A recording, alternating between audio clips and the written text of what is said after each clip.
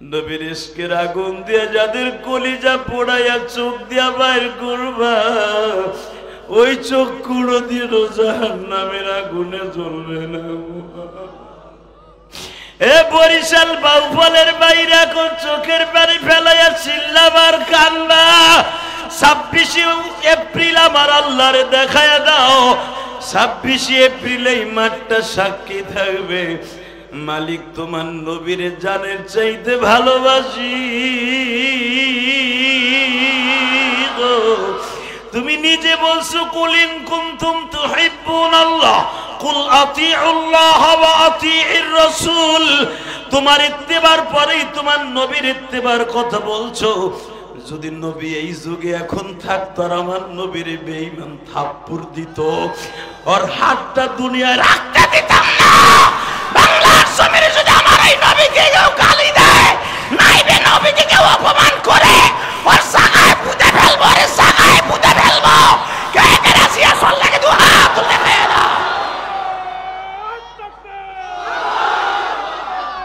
বরিশালের জমিন পানিগুলো যদি লবণাক্ত, পীরগুলো মিষ্টি। গাড়ি যখন বরিশাল শহর দিয়ে আসতেছিলাম, দবদবে ফিরিজ পার হওয়ার সময় বাম দিকে নজর করলে তাকাইলি সরমান আল্লাহর কতু, আর একটু জালকাঠির দিক দিয়ে গেলে কায়েদ শাহ বুঝল, আর একটু এদিকে আসলেই সেই নিসার আহমদ সাহেব অলিকুল শিরোমণি মুজাদ্দিদে জামান জরকান আল্লাহু আকবার, যিনি কোনোদিন শর্ষিন আল্লাহর কুতুব বাতিলের সাথে আপোষ করে নাই। সরমান আল্লাহর কুতুব কোনোদিন বাতিলের সাথে আপোষ করে নাই। আর একটু দূরে গেলেই সেই বরগুন আল্লাহর কুতুব, আর একটু এদিকে আসলেই সেই ইয়ারউদ্দিন খলিফা, আর একটু এদিকে আসলেই আপনাদের এলাকায় কত বড় বড় বুজুর্গ। বাংলাদেশে এত বুজুর্গ এক জেলায় এক ডিস্ট্রিক্ট এরকম নাই। এই জন্যই বলছি চলাবাঙ্গার দরবার শরীফ একটু এদিকে গেলেই, কথা ঠিক না ঠিক? এত বড় বড় বুজুর্গ যেখানে, আপনাদের এই বরিশালের জমিনে এখানে বাতিল সহজে মাথা নাড়াচাড়া দিতে পারবে না। আর ফয়জুল করিম আজকে যে বক্তব্য দিছে, ডাক্তার ইউনূসের পাতলা পায়খানা কালকে থেকে শুরু হয়ে যাবে। অতএব দীপ্ত কণ্ঠে আওয়াজ দিয়ে বলতে হবে, সমস্ত প্রশংসার মালিক কে? এখানে আসার তৌফিক কে দিবেন? যাইবার তৌফিক কে দিবেন? সব কাজের শুরুতে কার নাম নিবেন? খানা খাওয়ার সময়, পানি খাওয়ার সময়, সুদ খাওয়ার সময়। সুদ খাওয়া হালাল না হারাম? আস্তে কথা বলে কিন্তু মরবেন। সুদ খাওয়া হালাল না হারাম? আপনি কি জানেন এক টাকা যে সুদ খায় তার নিজের আপন মার সাথে 70 বার জিনা করার গুনাহ হয়।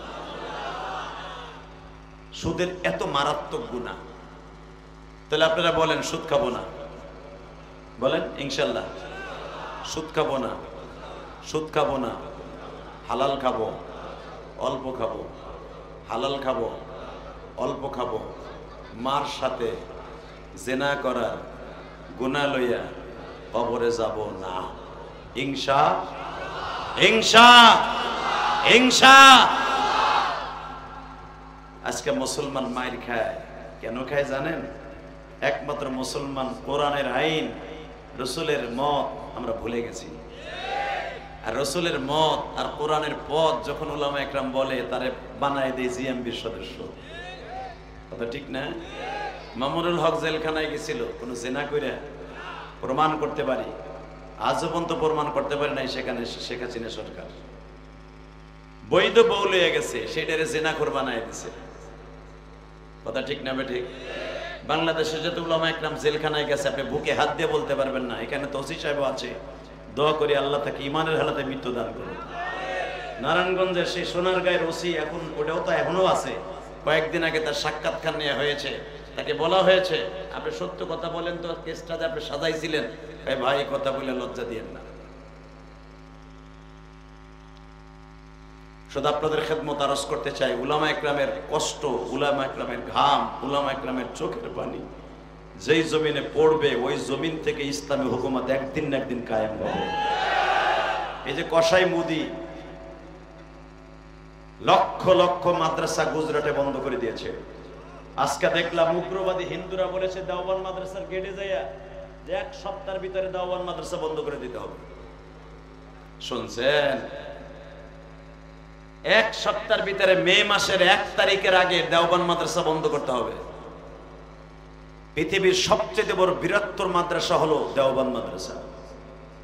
উগ্রপন্থী হিন্দুরা আজকে দেখছেন কিনা পেপারে, ফেসবুকে, ওরা বলেছে যদি মে মাসের 1 তারিখ থেকে দেওবন্দ মাদ্রাসা বন্ধ করে দেওয়া হয়, লাশ আর লাশ পড়বে। আপনি কি ভাবতেছেন? খালি ফিলিস্তিন নিয়ে চিল্লাপাল্লা করতেছেন। ফিলিস্তিন তো যাইতে পারবো না, ইন্ডিয়া যাইতে পারবো। কথা জোরে বলেন না কেন? ইন্ডিয়া যদি আওয়ামী লীগের এমপি মন্ত্রীরা ভিসা ছাড়া যাইতে পারে, আমরাও নদী পার হয়ে, ইসামতি নদী পার হয়ে যেতে পারবো।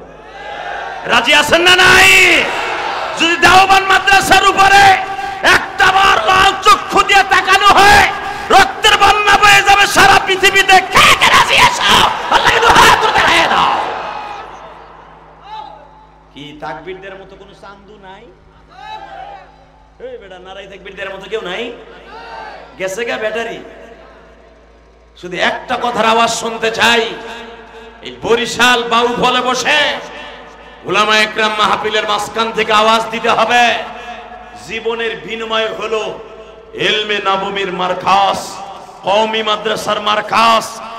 দেওবন্দ মাদ্রাসা কোনো বাতিলের সামনে কখনো ছেড়ে দেয়া যাবে না।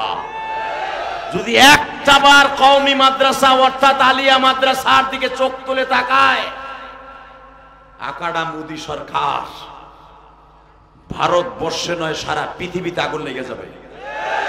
উলামা একরাম রাজি আছো না নাই?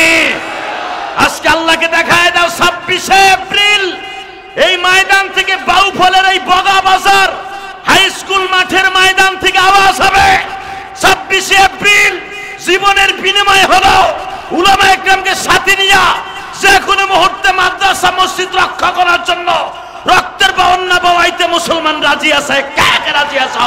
আল্লাহকে হাত উঁচু করে দেখায় দাও।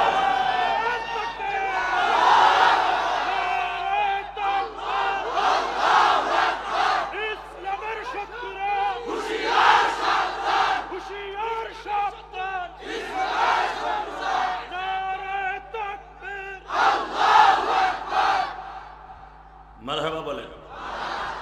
আর একটা স্লোগান অ্যাড করবেন, মাদ্রাসা মাদ্রাসা জিন্দাবাদ জিন্দাবাদ, মসজিদ মসজিদ জিন্দাবাদ জিন্দাবাদ, ফিলিস্তিন ফিলিস্তিন জিন্দাবাদ জিন্দাবাদ, ইসরায়েল মুর্দাবাদ মুর্দাবাদ, ধ্বংস হোক নিপাত যাক, যেরকম মারহাবা। শুধু একসাথে বলেন, এই জমিনের মালিককে। যদি মুসলমানের আওয়াজ এখনো হযরত ওমরের মতো তাকবীরের ধ্বনি এই পৃথিবী থেকে উচ্চারিত হয়, মুসলমানকে পরাজিত করার মতো শক্তি পৃথিবীতে কেউ জন্ম নেয় নাই। এই তাকবীরের প্রথম আবিষ্কারক হলেন হযরত ওমর। যেরকম মারহাবা। কাবা ঘর থেকে মাত্র 20 থেকে 35 গজ দূরে একটা জায়গার নাম দারুন নাদুয়া। আবু সুফিয়ানের বাড়ির কেবলই বারান্দা, আবু জেহেলের বাড়ির পিছনে জায়গাটার নাম দারুন নাদুয়া। জায়গার নাম কি? এই আস্তে কনকে জায়গাটা দেখতে মন চায় না? হ্যাঁ, আমার নবীকে মারার, আমার নবীর বিরুদ্ধে যত ষড়যন্ত্র, ইসলামের বিরুদ্ধে, কোরআনের বিরুদ্ধে, সর্বপ্রথম এই সংসদ ছিল এই দারুন নাদুয়া। সভাপতি উতবা বিন রুবিয়া, সহসভাপতি উমাইয়া ইবনে খালফ, বেলালের মুনি, সেক্রেটারি জেনারেল আবু জেহেল,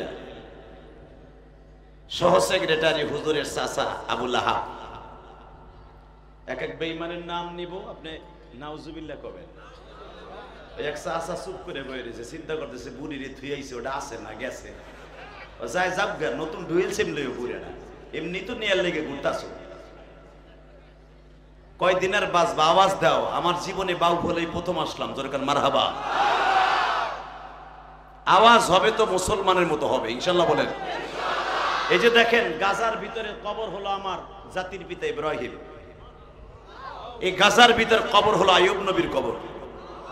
আমি এক এক নবীর নাম নিব, আপনি আল্লাহু আকবার বলবেন, জীবনে হার্টের রোগ হবে না। আপনি মনে মনে ভাবতাছেন হার্টের রোগের ঔষধ খাওয়া লাগবে না। নবীদের নাম শোনার পরে যদি কেউ আল্লাহু আকবার বলে, জীবনে তার হার্টের রোগে অ্যাটাক করবে না।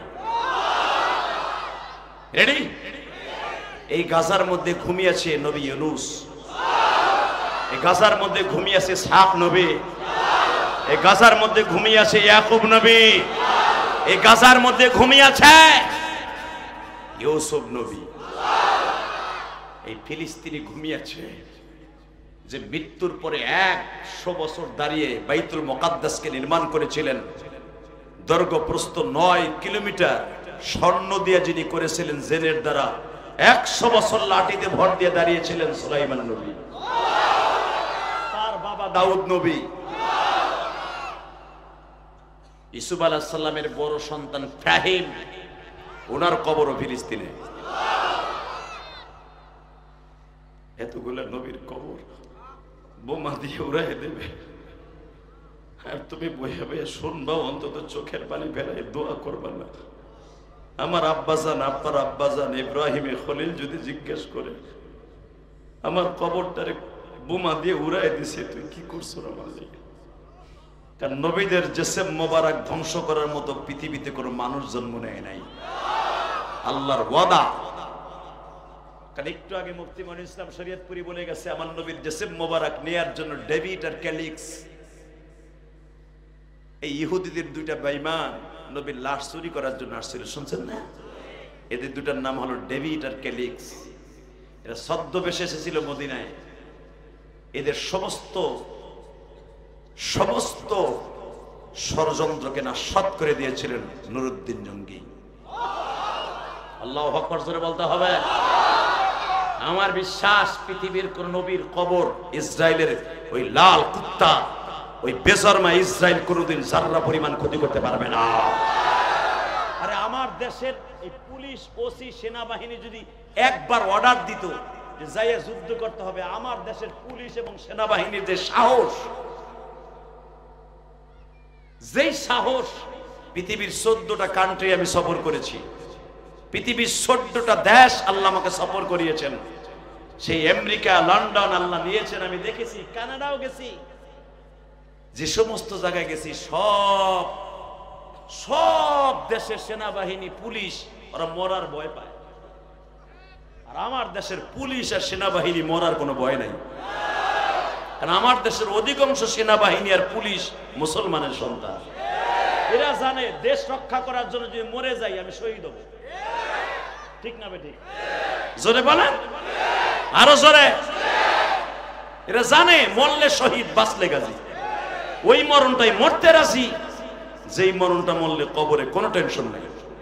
শোনেন, দেশ রক্ষা করার জন্য জীবন দিলে কোরআনে কি বলে? আমি আয়াতটা তেলাওয়াত করেছি, আমি আবার এখন তেলাওয়াত করব। সব শক্তি দিয়ে আল্লাহু আকবার বলবেন। রেডি?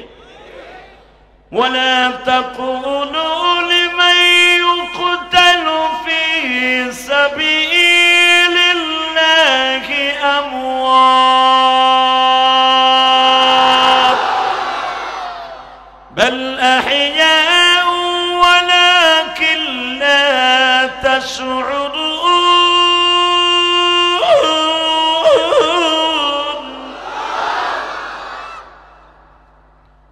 যারা দেশ রক্ষার্থে, ইসলাম রক্ষার্থে, নিজের মাতৃভূমি রক্ষার্থে, কোরআনকে রক্ষা করার জন্য, আল্লাহর দ্বীন প্রতিষ্ঠার জন্য যারা জীবন দিবে, নবী তাদের বলে দেন তারা মৃত না, তারা আমি আল্লাহর কাছে আজীবন জীবিত। এই আয়াত পুলিশটা জানে, সেনাবাহিনী জানে। মারহাবা। অন্য আয়াতে আল্লাহ বলতেছেন ইনদা রাব্বিহিম ইরযাকুন, আমি কবরে তারে খাবার দিব। দুনিয়ার কোন মানুষকে কবরে খাবার দেব না, একমাত্র শহীদরে খাবার দেব। ওয়ালা তাহসাবান্নাল্লাযীনা কুতিলু ফি সাবিলিল্লাহি আমওয়াত বাল আহইয়াউন ইনদা রাব্বিহিম ইরযাকুন। আমি কবরে খাবার দেব শহীদরে। কি মনে করলেন আপনার শহীদরে? আপনার স্বাস্থ্য ভাই শহীদ? কে আপনার মামাতো ভাইয়ের নাম শহীদ না? খালি মল্লি শহীদ, চান্দু চাচা মরছে নগেন বাবু, হেইটাও বলে শহীদ। এর কবরের কাছে লেখা শহীদ নগেন বাবু। এ বেটা, শহীদ এত সহজ না। শহীদ তাকেই বলা হয় যে আল্লাহর জিম্মায় চলে গেছে। কোন বেঈমানের শানে শহীদ লেখাও গুনাহ। কথা বলেন না কেন? কষ্ট হইতেছে? বেশি রাত করবো না, গরমের মধ্যে জাস্ট 11টায় বিদায় নিয়ে যাবো। মারহাবা বলেন। তবে একটা লোক উঠলে কিন্তু আমি ওয়াজ করবো না। ওয়াদা দিতে হবে, যে উঠবে আর লুঙ্গি টেনে ধরবে। রেডি আছেন তো? আল্লাহু আকবার জোরে বলেন তো। যে উঠবে খেলে আমি দেখাই দেবো, আরে ধরবেন, তাই না? রেডি? রেডি? আমার জীবনে ওয়াজ করছিলাম 2013 সালে গাজীপুরে। যে উঠবে হ্যাঁ লুঙ্গি টেনে ধরবেন। চাচায় ওয়াদা দিছে, যে উঠবে আর ঠিকই লুঙ্গি টেনে ধরবেন। 5 মিনিটও যায় নাই, এক যুবক উঠে হাঁটা দিছে। চাচায় ধরছে লুঙ্গি টেনে। পলিশটা লুঙ্গি গেছে খুইলে, পাঞ্জাবি না থাকলে তো গেছিল বর্ডার মর্ডার বাইরে। কি যে ব্যবস্থা শুরু হয়ে গেছে, টানাটানি। যুবক টানে উপরের দিকে লুঙ্গি ধরে, আর বুড়াই টানে নিচের দিকে। বুড়ার শক্তি বেশি, টাইনে নামাই হেলাইছে। এই টানাটানির অবস্থা দেখে আর এক বুড়া আমার সামনে বইছে 10 গজ দূরে। আর পোষা পাইছে আধা ঘন্টা আগে। ওই বুড়ো ওই টান নি দেখে হেয়ারা উঠতে সাহস পাইতেছে না। মাঘ মাসে শীতের দিন 2013 সালের কথা কই। চাচার পোষা পাইছে আধা ঘন্টা আগে। হে চিন্তা করে একটু আগে যে টান দিছে, যদি আমি উঠি আমার তো টাইনে একবারে ল্যাংড়া করে লাগবে। এই বুড়া বয়সে টানও খাওয়ান যাইব না, আর উড়ানো যাইব না। কিন্তু না ওইটা কই যাবো, প্রস্রাব যেভাবে গুতাইতেছে। বুড়াই চিন্তা করছে করমু কি, টান খামু না উঠমু। চায়না বুদ্ধি বাইর করছে। চায়না বুদ্ধি বুঝেন না? হঠাৎ চায়না বুদ্ধি বাইর করে, তোমার এটা ডিস্টার্ব করতেছো কেন? কি কি ঠ্যাং লাগাইছে? তোমার ঠ্যাং এত লম্বা কে? মেয়েতে এটা ফাইলাম শুরু করছে, তাহলে মোবাইল। আল্লাহ হেফাজত করো, জোরে না আমিন। এই তোমার না করছি না মেয়ে, নামাও।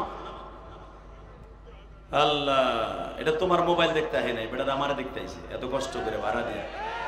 কারো হেনে আসতে 60 টাকা অটো বিরা রাখছে, তাই না? আমি দেখলাম আমার মা বোনরা যেভাবে আসছে, আল্লাহু আকবার, পুরা স্কুল ভরা। মায়ের পাগল ইলিয়াস রহমান জিহাদের ইউটিউবে শুনছে, এটা বাস্তবে দেখার লেগে আমার মায়ের আসছে। আল্লাহ কবুল করেন, জোরে না আমিন। তাকান আমার দিকে। তো চাচাই চিন্তা করে উঠবো না কি করবো, চায়না বুদ্ধি বাইর করছে। ওই যে প্লাস্টিকের নাগড়া ঠোঙ্গা জুতা আছে না, ওইটারে লুঙ্গির মধ্যে চাচাই নিচে আস্তে আস্তে করে নিয়ে চাদর দিয়ে ঘেরাও দিয়ে ছাড়ছে আস্তে আস্তে। কিন্তু আধা ঘন্টা আগের সাফা জিনিস তো চেরচেরাইছে, হিস করে উঠছে। যখনই চেরচেরাই উঠছে, পাশের থেকে এক ডিজিটাল পোলাই কয়, চাচা কি এর আওয়াজ হয়? প্রস্রাবের আওয়াজ হইতেছে। দেওসটা যে হাতি টান দিয়ে নামাই ফেলায়, কথা কইটা মুইতে দিছে, চুপ থাক। ডিজিটাল পোলা ও লাভ দিয়ে কয় চাচাই মুইতে দিছে, চাচাই মাইরা দিছে। 2013 সাল থেকে 18 সাল পর্যন্ত গাজীপুর যাইতে পারি নাই। স্টেজের পিছনে তাওয়াজ দিত, হুজুর মাইরা দিছে। খবরদার, বাহুবলে আসছি, 26 বছর ওয়াজ করি, আজ পর্যন্ত বাহুবলে আসি নাই, প্রথম আসলাম। মারামারি যেন লাগে না। লিল্লাহে তাকবীর। দিন ইসলাম, দিন ইসলাম, আল কোরআনের আলো সারা বিশ্বে জানো। আমার নেতা, তোমার নেতা, ফিলিস্তিন, ফিলিস্তিন, ফিলিস্তিন, ফিলিস্তিন, ইসরায়েল, ইসরায়েল, নিপাত ধ্বংস হোক। লিল্লাহে তাকবীর। মিল্লাত আবিকুম ইব্রাহিম হুয়া সাম্মাকুমুল মুসলিমিন।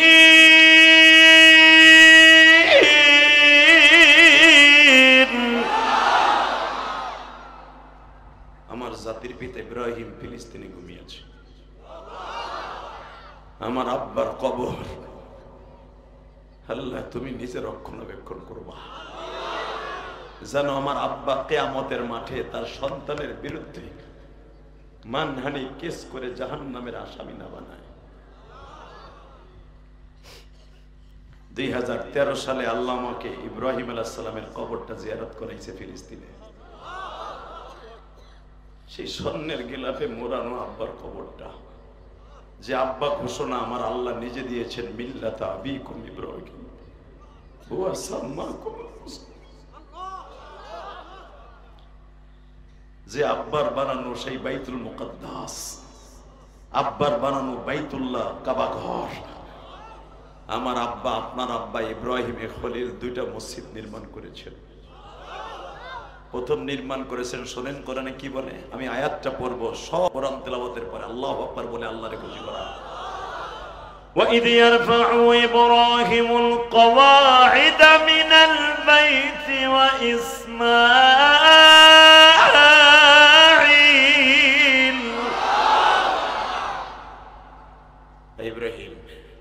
ইব্রাহিম তোমার ছেলে ইসমাইলকে সাথে নিয়ে তুমি হবা রাজমিস্ত্রি, তোমার ছেলে হবে জোগাড়।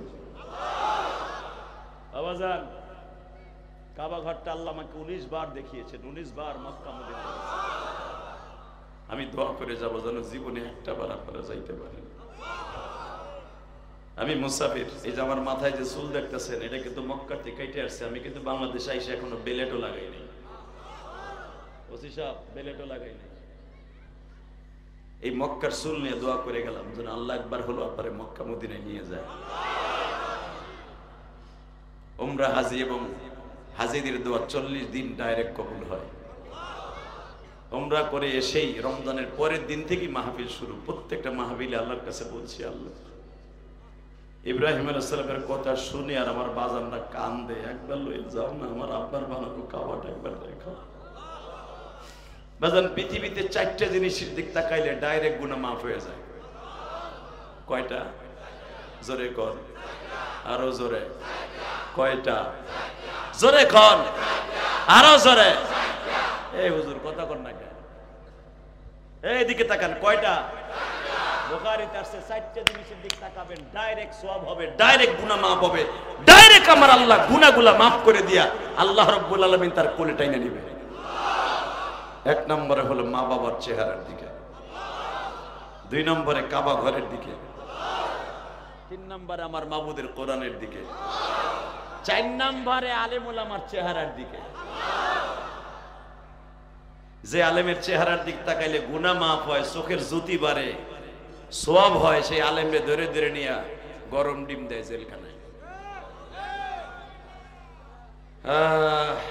একজন আলেম আমাকে বললেন, সাখাওয়াত হোসেন রাজি উমরায় যে কয়, জিহাদি ভাই পুলিশ সবাই খারাপ না, অনেক পুলিশ আছে রিমান্ড আমাদেরকে নিত, সকাল বিকাল দুহার কোনো টাইম টেবিল নাই, নিত নিয়া পুলিশ খালি এমনি চাই থাকতো আমাকে দিকে।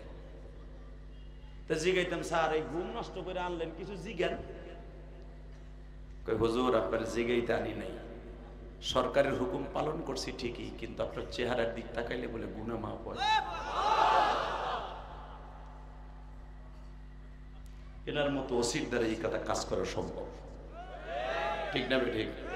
আর যেগুলো আকাড়া ওসি ওর আলেম ওলামারে ধরে বাটাম দেয়। শুধু আমার দিকে তাকান। ইব্রাহিম আলাইহিস সালাম যেই পাহাড় থেকে পাথর কেটে কেটে আল্লাহর ঘর নির্মাণ করেছে, ওই পাহাড়টা এখনো দাঁড়িয়ে আছে। শুনেছি এই জেরুজালেমের বেঈমানগুলি বাইতুল মুকাদ্দাসকে ধ্বংস করার পরে তারা কাবা ঘর ধ্বংস করবে। শুনেছেন কয়েকদিন আগে জরিপে তারা নিজে, নেতানিয়াহু ওই বেজরমা নিজে বলেছে, আমাদের পৃথিবীতে 2টা টার্গেট নিয়ে আমেরিকান শক্তি নিয়ে আমরা মাঠে নেমেছি। একটা হলো বাইতুল মুকাদ্দাস প্রথম শেষ করব, এরপরে শেষ করব বাইতুল্লাহ। স্বপ্ন দেখিস না, বাইতুল্লাহর দিক তাকায় দেখ, আব্রাহা যেমনি ধ্বংস হয়েছে তোরাও ধ্বংস হবি। কথা ঠিক না বা ঠিক? বাইতুল্লাহর দিকে ধ্বংস করার নিয়ত করা তো দূরের কথা, চোখ তুলে তাকাইলে ওই চোখ লইয়া দুনিয়ার থেকে যাইতে পারবি না। Ready ready? তাকানের দিকে। এই মুসলমানের পোলা দারুন নাদুয়ার ভিতরে একসাথে বৈঠক হলো। আগামীকালকে বেলা 11টার সময় মোহাম্মদের কল্লা কে কাইটা কাবা ঘরের দরজার সামনে লুটকায় রাখতে পারবে? আর নওয়াজুবিল্লাহ বাইতে যেয়ে কইও আমার নবী কি সন্ত্রাসী, জিএমবির সদস্য? আমার নবী কি সবচেয়ে চরিত্রহীন ছিল? কেন তার মাথা কাটবে? একমাত্র কারণ হলো এই কোরআনের কথা বলে, এই জন্য। ঠিক না ঠিক? বাসান এবার আমার দিকে তাকাবেন আর চোখের পানি ফেলবেন। বিশ্ব নবীর কানেও চলে গেল। আগামীকালকে 11টার সময় আমি নবীর মাথা কাটা হবে গো।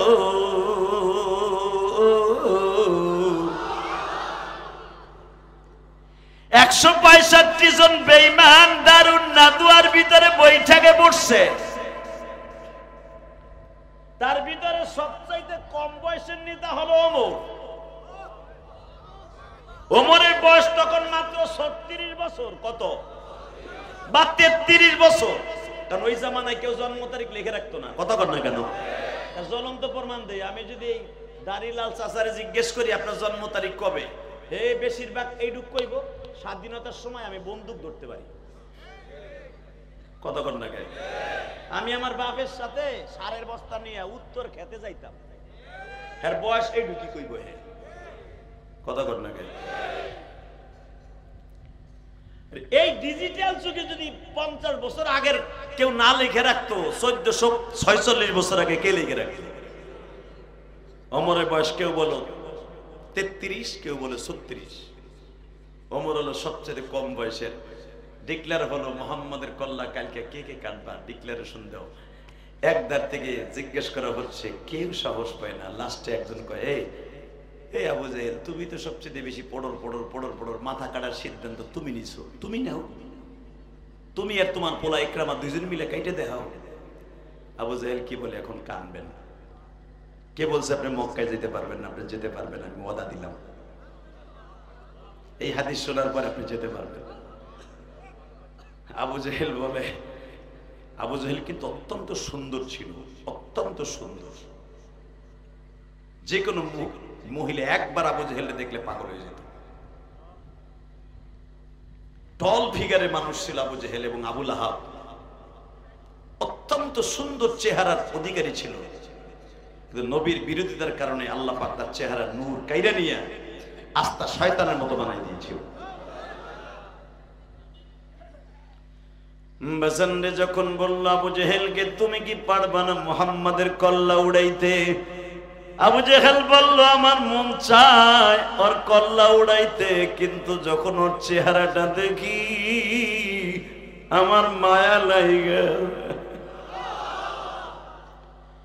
উলামা ইকরাম আপনাদের জানা আছে, বুখারীর মধ্যে লম্বা চওড়া একটা হাদিস আছে। আবু জাহেল আমার বিশ্ব নবীকে বলেছিল, তুই কোনদিন আমার কাছে দিনের বেলা দিনের দাওয়াত নিয়ে আসবি না। নবী আমার বুক ভরা ব্যথা নিয়ে বাসায় চলে গেলেন। বাবা,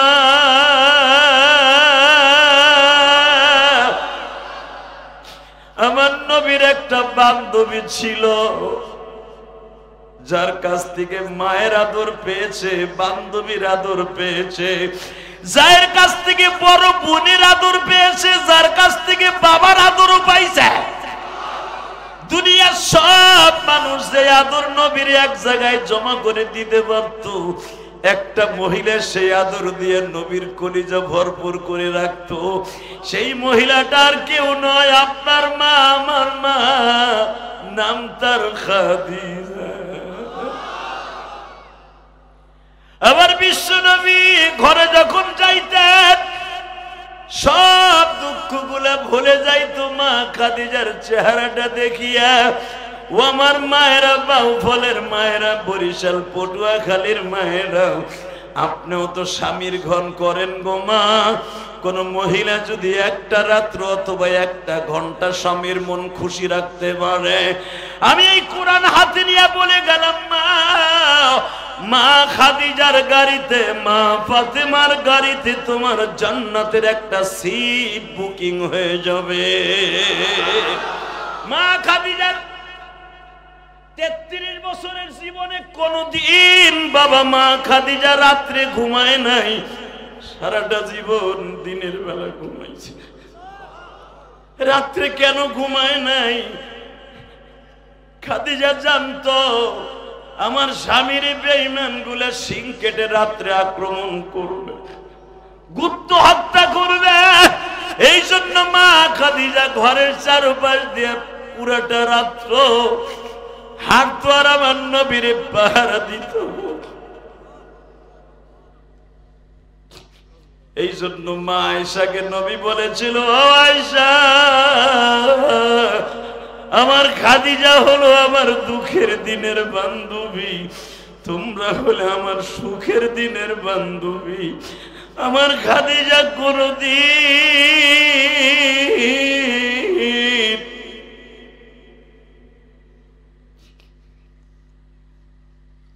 35 বছরের জীবনে আমি দেখি নাই আমার খাদিজা রাত্রে ঘুমায়।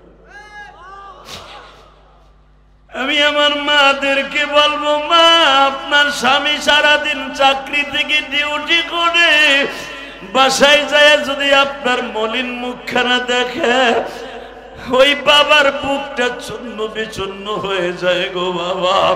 কোন মহিলা যদি স্বামীর কষ্ট দেখিয়া মুস্কি হেসে দিয়া তার একটু সান্ত্বনামূলক কথা বলে, আমি ইলিয়াসুর রহমান জিহাদি, আমি মায়ের পাগল।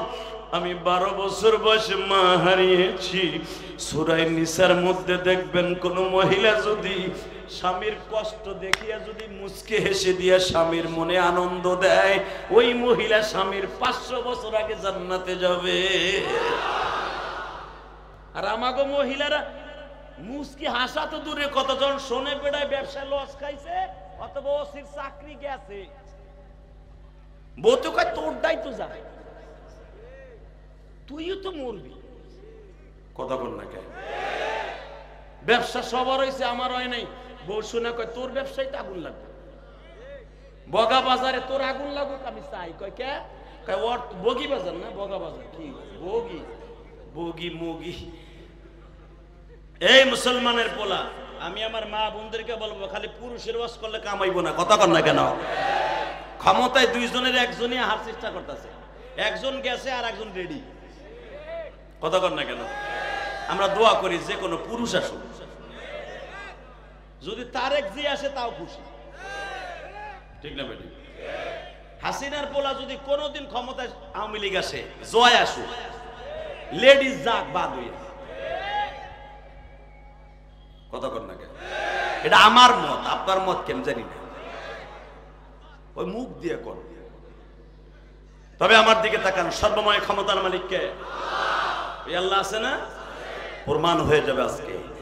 মা খাদিজা বলে, দেখি দেখি দেখি দেখি, আহ আহ আহ, কি আপনার মুখ কালো কে? কি আপনার? এই দেখো, সবাই ওয়াজ শোনে আর কিছু বান্দর দেখেন ওই যে করে কি দেখ, ওরা কুত্তারে চেতাইছে।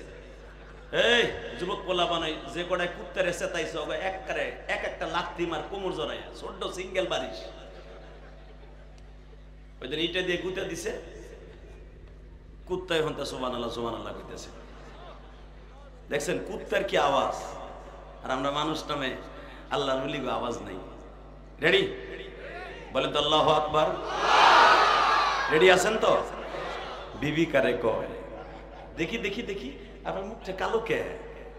এই আমার সোনা পাখির মুখটা কালো কে রে? হাদিসে এইভাবেই আসছে, আমার সোনা পাখির মুখটা কালো কে? এই আমার জান্নাতি পাখি, হলুদ পাখি, আমার সবুজ পাখির মুখটা কালো কে? আমার লাল পাখির মুখটা কালো কে? এখন আমার নবী যখন কষ্ট পাইতেন চেহারাটা লাল হয়ে যেতেন, সামাইলে তিরমিজিতে আসছে, আমার নবী চিন্তায় পুরা মুখটা লাল হয়ে যেত। দেখি দেখি আমার ছোট্ট টুকটুকি লাল পাখির এই মুখটা কালো কে?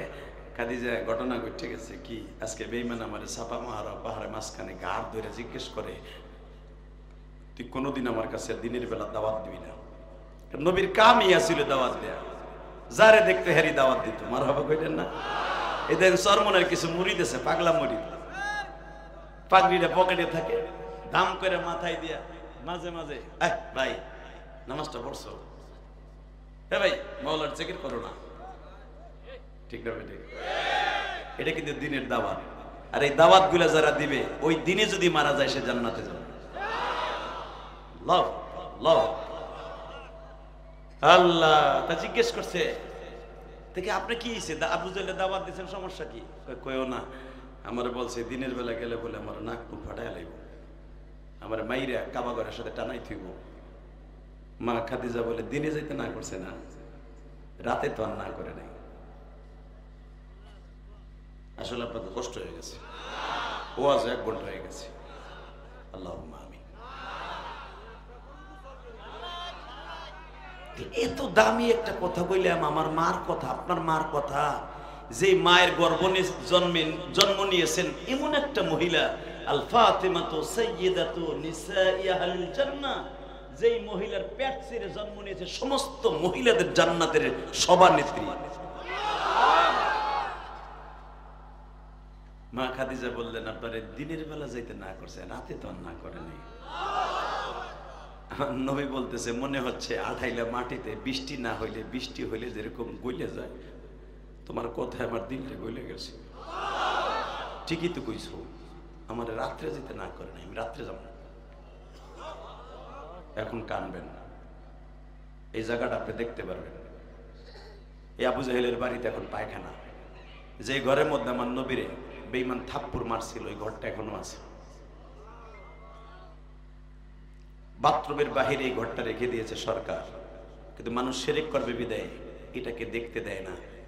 দেখবেন তার কাটা দিয়ে ঘেরাও দিয়ে আছে, এখানে একটা বিশাল বড় টাওয়ার আছে, এই টাওয়ারের নিচেই ছিল ওই ঘরটা। বাজানরে আমার দিকে তাকানোর চোখের পানি দিয়ে আমার মৌলারে দেখাইয়া দেন। বেঈমান আবু জাহেল বিবি নিয়ে ঘুমাচ্ছে, পাশের রুমে আবু জাহেলের ছেলে ইকরামা ঘুমাচ্ছে। হিজরাতের পরে হযরত ওমর জিজ্ঞাসা করছিলেন, ইকরামা রে, তোর আর আমার বয়স বেশি একটা ডিফারেন্স নয়। এই ইকরামা, তুই মক্কার নেতা ছিলি, আমি ওমর ছিলাম মক্কার নেতা, তোর বাবাও মক্কার নেতা, আমিও মক্কার নেতা।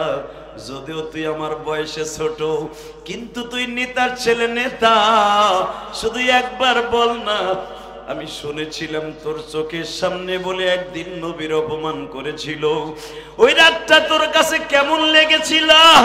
ইকরামা বলে, ওই রাতের কথা মনে পড়লে আমার অশ্রু প্রবাহিত হতে থাকে, আমি ওই রাতের কথা মনে করতে চাই না।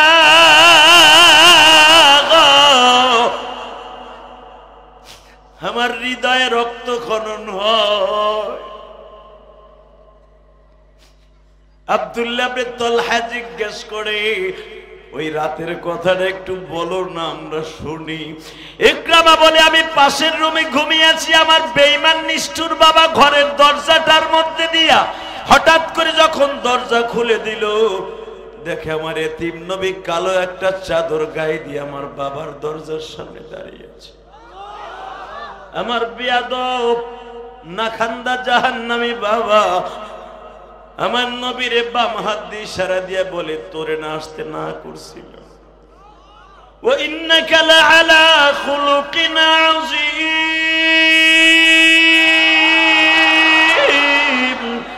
লাকাদ কানা লাকুম ফি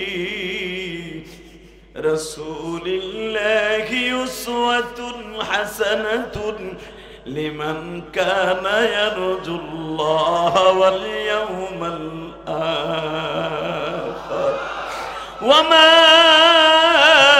আরসালনাকা ইল্লা রাহমাতাল লিল আলামিন। আমার বরিশালের বাউফলের উলামা একরাম ভাইরা, বিভিন্ন সরকারি চাকরিজীবী ভাইরা, বেঈমান আবু জাহেল আমার নবীকে যখন বলেছে তোমারে না আসতে আমি না করছিলাম, নবী আমার বলে, চাচাজি আপনি আজকে দুপুরেই তো বলেছেন দিনের বেলা আসবি না, রাতের বেলা তো না করেন। চাচা যদি আপনি একবার বলেন মান ক্বালা লা ইলাহা ইল্লাল্লাহ ফাদাখালাল জান্নাহ, আপনার মুহাম্মদ বলতে হবে না। মুহাম্মদ আপনার ভাতিজা, প্রেস্টিজের ব্যাপার, সামাজিক বৈষম্যতার কারণে আপনি মুহাম্মদ বলতে যদি অসুবিধা হয় বলতে হবে না, শুধু বলবেন মান ক্বালা লা ইলাহা ইল্লাল্লাহ ফাদাখালাল জান্নাহ। আপনারে আমি গলায় গামছা দিয়ে জান্নাতে নিয়ে যাব। বেঈমান বলে তাহলে ঘরে আয়, আমি দেখবো আশেকে রাসূল কয়জন আসলো, যেই চোখ দিয়ে আমার নবীর কথা শুনে পানি আসবে। মৃত্যুর আগে আমার নবীরে তুমি বালিশের পাশে দেখতে পাই। হে বরিশাল বাউফলের ভাইরা, কেউ সরসিনার মুরিদ আছেন, সরমনায় আল্লাহর কুতুবের মুরিদ আছেন, চলাবাঙ্গার মুরিদ আছেন গো বাবা। আমি জানি সরমনার মুরিদ গুলি বাবা ভ্যাটারি এমন ভাবে চার্জ দিয়ে রাখা, জাহান্নামের বয়ান যখন সরমনায় আরম্ভ হয়ে যায়, আমি এই বছর নিজে দেখছি আল্লাহর কুতুব যখন ফজরের সময় বয়ান আরম্ভ করে দিছে, আল্লাহ হে বাজার আপনাকে বরগুড়ার একটা পাগল লাফাইতে লাফাইতে বাসে উঠছে, এই চোখ দিয়ে দেখি এই লোকটার গায়ে কোনো বল নাই, এই লোকটা বাসে কেমনে 10 ফিট উপরে উঠে। তখন মনের মধ্যে আসলো ইন্নামাল মুমিনুনা আল্লাযীনা ইযা যুকিরাল্লাহ ওয়াজিলাত কুলুবুহুম ওয়া ইযা তুলিয়াত আলাইহিম আয়াতুহু যাদাতুহুম ঈমানা। আমার আল্লাহ যে বলছে যখন আমার পাগলদের সামনে আমার কোরআন তেলাওয়াত করা হয়, ইযা তুলিয়াত আলাইহিম আয়াতুহু যাদাতুহুম ঈমানা, জাহান্নামের বয়ান করা হয়, ঈমান শুধু তখন বাড়তে থাকে। ওয়া আলা রাব্বিহিম ইয়াতাওয়াক্কালুন, বাড়তে বাড়তে এমন একটা স্টেজে চলে আসে তারে ধরে রাখার মতো আর কেউ থাকে না। জোরে জোরে জোরে জোরে জোরে জোরে জোরে জোরে। এই জাহান্নামের বয়ান যখন আরম্ভ হইতো, হযরত ওসমান গনি নবীর জুন্নুরাইন দুইটা মাইয়ার জামাই, ওসমান হাত এরকম মুসরাইতো, কারণ ওই জামানায় চিল্লা পাল্লা করতো না, হাত মুসরাইতো। হযরত বেলাল মাঝে মাঝে লাফ দিয়া উস্তুনে হান্নানার পিছন থেকে লাফ দিয়ে উঠতে যাইতো। অনেক সাহাবী বেলালকে টেনে দিয়ে রাখতো, মনে হইতো বেলাল বুঝি আল্লাহর দেখতাছে। যেদিন আমার নবী বললেন বেলাল রে, আমি মিরাজের রাত্রে যাই দেখি তোর জুতার আওয়াজ আল্লাহর বাড়ির বারান্দায় বই আমি শুনতাছিলাম। বেলাল একটা লাফ দিয়ে কাবা ঘরের দরজা ধরে কয়, ওরে মওলা রে, তুই আমার জুতার আওয়াজ শুনস তো? আমার আওয়াজ শুনস টাকা, আমার আওয়াজ শুনস টাকা। আমারে ডাক দিয়ে কয়, কালো বেলাল, তোর চেহারার কালো রাখবো না, তোর চেহারা পূর্ণিমার চাঁদের মতো বানায় দিব। আমারে মক্কার বেঈমানগুলো খোটা দেয়, আমি বলে কালা কালা, আমার সুন্দর বানাই দেস না কে? সাথে সাথে ওহী নাযিল হইছে, আলাম তারা কাইফা দারাবাল্লাহু মাসালান কালিমাতান তাইয়্যিবা কাশাদারাতিন তাইয়্যিবা ওয়া আসলুহা সাবিতুন ওয়া ফারউহা ফিস সামাই। ও নবী, বেলালের কালেমা কত শিকড় আপনি জানেন? ওয়া আসলুহা সাবিতুন ওয়া ফারউহা ফিস সামাই। আপনি কি জানেন বেলালের কালেমার গাছের শিকড় 7 তবক জমিনের নিচে, ওয়া ফারউহা ফিস সামাই, ওর কালেমার গাছের শাখা প্রশাখা আসমান পর্যন্ত। ও বলতেছে আমার চেহারা কালো বানাই দাও, সুন্দর বানাই দাও। ও যদি বলে আমি জান্নাতে হরির থেকে সুন্দর বানাই দিব। আমার নবী বলে বেলাল চেহারা সুন্দর করবি, হ্যাঁ করব, কিন্তু জান্নাতে পাবি না। বেলাল কয় তাহলে আমার দরকার নাই, আমার আল্লাহ জানো কিয়ামতের মাঠে কালো বেলাল পেয়ে ডাক দেয়। জোরে জোরে জোরে জোরে জোরে জোরে জোরে জোরে জোরে। আমার মওলা আমারে ডাক দাও কালো বেলালকে, আমি খুশি।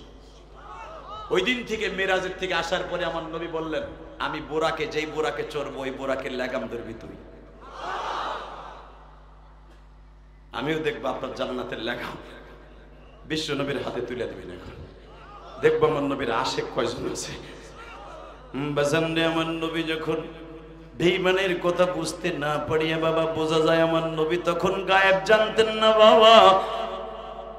ইকরামা বলেন আমি পাশের রুমে জানালার কাপড় সরিয়ে দেখি, আবার এতিম নবী শান্ত গলায় পূর্ণিমার চাঁদের মতো পুরা রাস্তাটা আমাদের ঘরের দরজাটা সলক হয়ে গেছে। পুরা জাবালে আবি কুবাইসের পুরো রাস্তাটা হুজুরের দাদার বাড়ির পর্যন্ত পুরো রাস্তা আলো হয়ে গেছে। আর আমার নবীর চেহারার মধ্যে এত নূর ছিল বাবা, আমার নবী রাস্তা দিয়ে হাঁটলে কোনো বাতির প্রয়োজন হতো না। কষ্ট হইতেছে, এবার কানবেন। মক্কায় যদি যাইতে চান, ইকরামা বলেন আমি দেখতেছিলাম সেই রাত্রে বেঈমান আমার বাবা যখন ডাক দিছে, নবী আমার বুঝতে পারে নাই, সবে মাত্র ডাইন পাউটা আমার মায়ের ঘরে পদার্পণ করছে। আবার নিষ্ঠুর বাবা এই হাতের মধ্যে চামড়ার মোজা লাগানো ছিল, এমন জোরে একটা থাপ্পড় মারছে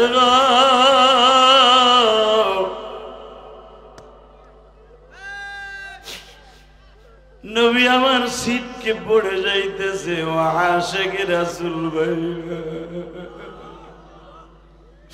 قل إن كنتم تحبون الله فاتبعوني يحببكم الله।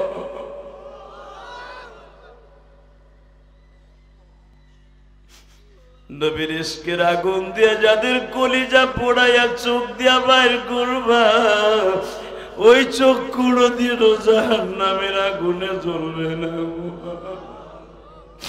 এ বরিশাল বাউফলের বাইরে এখন চোখের পানি ফেলাইয়া চিল্লাবার কান্না। 26 এপ্রিল আমার আল্লাহরে দেখায়া দাও। 26 এপ্রিল এই মাঠটা সাক্ষী থাকবে, মালিক তোমার নবীরে জানের চাইতে ভালোবাসি। তুমি নিজে বলছো কুল ইন কুনতুম তুহিব্বুনাল্লাহ কুল আতিউল্লাহ ওয়া আতিউর রাসূল। তোমার ইত্তেবার পরেই তোমার নবীর ইত্তেবার কথা বলছো। যদি নবী এই যুগে এখন থাকতো আর আমার নবীর বেঈমান থাপ্পড় দিত, ওর হাতটা দুনিয়ায় রাখতে দিতাম না। বাংলার জমিনে যদি আমার এই নবীকে কেউ গালি দেয়, নাইবে নবীকে কেউ অপমান করে, ওর সাগায় পুঁতে ফেলবো, ওর সাগায় পুঁতে ফেলবো। কে কে রাজি আসল লাগে দু হাত তুলে ফেলে দাও।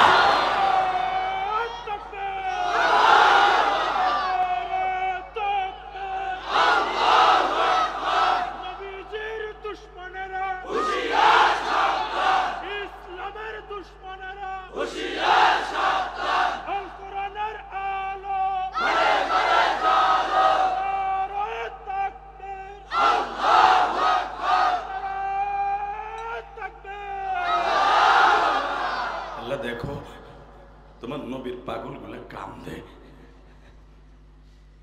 আপনি কি জানেন এটা আমি ইলিয়াস রহমান জিহাদিরে থাপ্পড় দিলে আল্লাহ হয়তো কষ্ট নাও পেতে পারে, এ ওসি সাহেবকে অপমান করলে হয়তো কষ্ট নাও পেতে পারে। আবার নবীরে যদি কেউ কষ্ট দিত, স্বয়ং আল্লাহর কলিজায় লেগে যেত।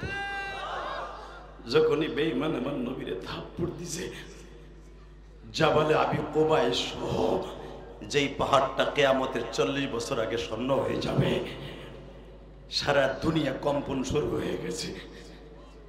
জিব্রাইলকে আল্লাহ ডেকে ডেকে বলে, জিব্রাইল আমার নবী থাপ্পড় খেয়েছে, যদি থাপ্পড় খেয়ে জমিনে পড়ে যায় তোর চাকরির নোট ৭,৫০০ বছরের রাস্তা থেকে আমার নবীরে ক্যাশ বলের মতো ধরে বুকের মধ্যে চাইবে সান্ত্বনা দিবি। আমার নবী যা চাই তাই দেব। বাজান ইকরামা বলেন, নবী দেখি কার সাথে যেন কথা কয়। জিব্রাইল নবীকে ৭,৫০০ বছরের রাস্তা থেকে হাত পাইতে বুকে নিলেন, বুকের মধ্যে নিয়ে কানে কানে বলে, নবীজি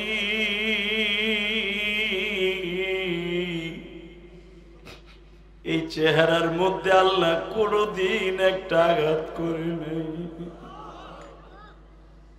এই চেহারার খাতিরে তামাম পৃথিবী বানিয়েছে আমার আল্লাহ। আপনি যদি একবার অর্ডার করেন আবু জেহেলের বাড়িটা আমি আসমান পর্যন্ত উঠে নিয়ে যাব, নবী আমার কি উত্তর দেয়? একটা আওয়াজ দিয়ে, ওরে বরিশাল পটুয়াখালীর বাউফলের বাইরা। আমার বিশ্ব নবী বলে, জিব্রাইল রে তোমার তো চাচা নাই, তুমি কি বুঝবা? তুমি কি জানো আমি জন্মের পরে এই মক্কায় আমার আব্বা ছিলেন না, আমার জন্মের পরে আমার চাচারা একজন দুইজন নয়, অনেকটি চাচা, কেউ 10টা, কেউ 20টা, কেউ 50টা উঠো, অনেক বান্দি তারা দান করে দিয়েছে, তাদের একটা সুন্দর ভাতিজা হয়েছে। এই জন্য আমি আমার চাচারে আসমান পর্যন্ত উঠাইয়া কখনোই ধ্বংস করতে চাই না। নবী আমার আবার আঁঠুতে ভর দিয়ে দাঁড়িয়েছে, বাবা কালেমার দাওয়াত দিবে। এইবার একটা চিৎকার দিও আল্লাহর কুতুবের মুরিদেরা। যখনই নবী আঁঠুতে ভর দিয়ে দাঁড়িয়েছে, বেঈমান আর একটা থাপ্পড় মারার প্রিপারেশন নিচ্ছে। যখনই বাম হাতটা বের করছে, জিব্রাইল পিছনের থেকে দাঁড়ায় বলে, নবীজি প্রথম থাপ্পড় যখন দিছে আমি আপনার পিছনে ছিলাম না, আমি কিন্তু সিদরাতুল মুনতাহায় ছিলাম। এইবার কিন্তু আপনার পিছনে আমি দাঁড়িয়ে আছি। যদি আপনার গায়ে একটা লয় গো, এই বাক্কা শহর আমি বাক্কা শহর রাখবো না, কওমে লূতের মতো উল্টায় ফেলবো, কওমে লূতের মতো উল্টায় ফেলবো, কওমে লূতের মতো উল্টায় ফেলবো, কওমে লূতের মতো উল্টায় ফেলবো। আল্লাহ তুমি তাকায় দেখো তোমার পাগলগুলি কেমনে লাফায় গো। হে আল্লাহর পাগলগুলি তুমি আমার মাওলার দেখায় দাও না। নবী আমার মুখটা চাইপা ধরে বলে, চাচা একটা মারছো আর মাইরো না, একবার মারছো আর একটা মারতে গেলেই চাচা তোমার এই বাড়ি বাড়ি থাকবে না। আমার কলিজার টুকরা ভাইরা এবার একটা আওয়াজ দিও, জীবনে কোনোদিন এত জোরে এই মাঠে আওয়াজ দেও নাই। বেঈমান দরজাটা লাগিয়ে দিল। ইকরামার চোখের পানি দিয়ে বুক বাসায়, কারণ ইকরামার কপালে একদিন কালেমা হবে বাবা। ইকরামা অন্তরে নবীর দরদ লয়ে বসে আছে। নবী আমার মুখটা চাইবা ধরে বাসায় গেছে। ও আমার মা বোনের, আমি আপনাদের কাছে বিনয়ের সাথে বলবো, মা আমিও তো একটা মায়ের সন্তান, এই ওসি সাহেব একজন মায়ের সন্তান, আজকের মাহফিলের সভাপতি একজন মায়ের সন্তান। মায়ের দোয়া ছাড়া কেউ ওসি হতে পারবে না, কনস্টেবল হতে পারবে না, এসআই হতে পারবে না বাবা, এসপিডিসি হতে পারবে না, এমপি মন্ত্রী হওয়া সম্ভব না। মায়ের দোয়া ছাড়া কেউ বড় হওয়া সম্ভব না।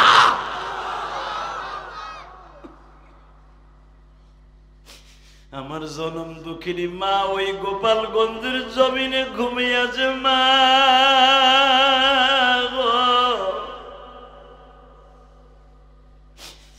আমি সেই ট্যাকের হাড়ের উপর দিয়ে বাবা আসতেছিলাম, ওই ট্যাকের হাড়ি কিন্তু আমি ইলিয়াসুর রহমান জিহাদির বাড়ি। ট্যাকের হাড়ের ব্রিজটা যখন আপনারা পার হবেন, আসার সময় ডাইন দিকে নিচের দিকে তাকাইলেই এখান থেকে আমার মা আমার জীবনের শেষ বিদায় দিয়েছিল। আমার মা বোরকা পরিধান করে বলছি, ইলিয়াস রে যাও গো বাবা যাও, আর কোনদিন তোমার সাথে আমার দেখা হইব না, কিন্তু আমার সাথে ওয়াদা দিয়ে যাও জীবনে কোনদিন মাদ্রাসা ছাড়িস না।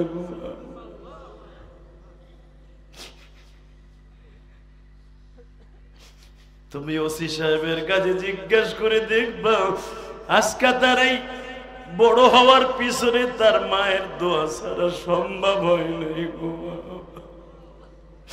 সে যখন প্রথম বিসিএস ক্যাডার অথবা পুলিশ বাহিনীতে যোগদান করে, প্রথম ইন্টারভিউর মাঠে যাওয়ার আগে যায় নামাজ চোখের পানি দিয়ে ভিজাইছে, তার নাম জনম দুঃখিনী। এই যে সভাপতি সাহেব ফাজিল পাস কামিল পাস করার আগে, দাখিল পরীক্ষা দেওয়ার আগে চাকরানির ডিউটি পালন করছে জনম দুঃখিনী মা।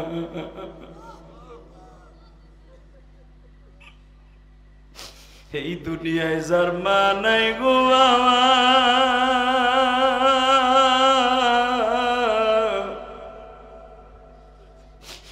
ওর মতো দুঃখ মেয়ার এই জগতে কেউ নাই গো।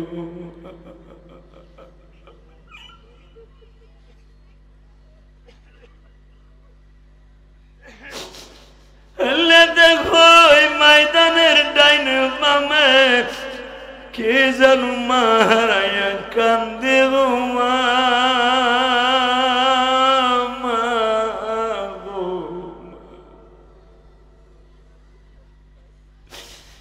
এ আমার বাউফলের বাইরে রে, এখনো যখন তুমি বগা ফেরিঘাটের কাছে যাইয়া লঞ্চে উঠিয়ে তুমি ঢাকায় যাইবা, দেখবা লঞ্চ ঘাটের কাছে দাঁড়াইয়া চোখের পানি মুছে কাপড়ের আসল দিয়া সে হলো জনম দুঃখিনী মা।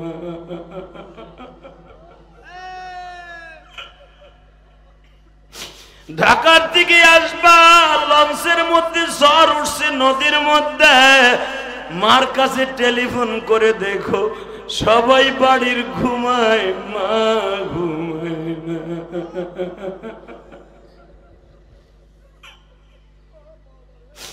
আল্লাহ দেখো সরমনার পাগলগুলি কান্দে, আজকের মাহফিলের নজরুল ইসলাম ভাইও কান্দে, সভাপতি কান্দে গো, কারণ আমরা মাদ্রাসায় পড়ছি, আমরা জানি মা কি জিনিস গো, মা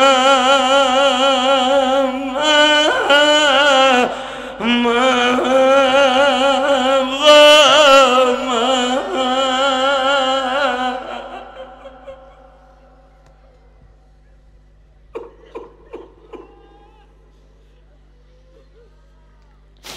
আজকে 26 দিন হয়ে গেল মা, ঈদ হয়ে গেছে মা। আরে আজ থেকে 27 দিন আগেও জাহান্নামের দরজাটা বন্ধ ছিল মা, আর 26 দিন আগে থেকে জাহান্নামের দরজাটা বন্ধ হয়ে গেছে, খুলে গেছে মা, জান্নাতের দরজাটা বন্ধ মা। জানি না তোর কবরের অবস্থা কি মা। আল্লাহ দেখো তোমার পাগল গুলি কান্দে, মহিলা প্যান্ডেলে আমার মায়েরা কান্দে গো মা। এই জন্যই তো মা খাদিজা সারাটা জীবন নবীর মায়ের মতো আদর দিছে, যেন আমার নবী মায়ের আদরের কথা ভুলে যায়। আমার নবীর একটা বোন ছিল না বাবা, একটা ভাই ছিল না, এই জন্য ভাইয়ের আদর মায়ের আদর মা খাদিজার কাছ থেকে আমার নবী পাইতো আর কানতো আর বলতো, আল্লাহ আমার খাদিজারে তুমি ঠান্ডা মাটিতে রাখো না।